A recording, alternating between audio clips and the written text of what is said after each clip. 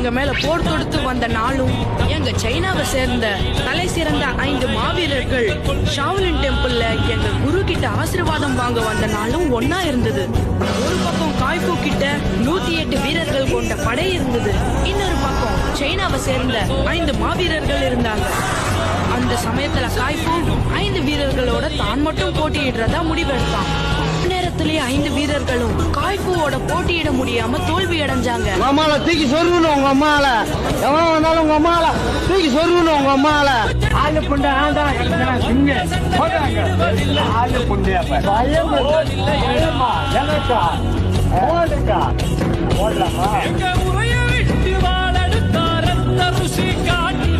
வழக்கம் எங்க குல வழக்கமடா. நான் தட்டி வச்சா புலி அடக்கும், எட்டு வச்சா மலர் உருக்கும். எங்க மேல போர் தொடுத்து வந்த நாளும் எங்க சைனாவை சேர்ந்த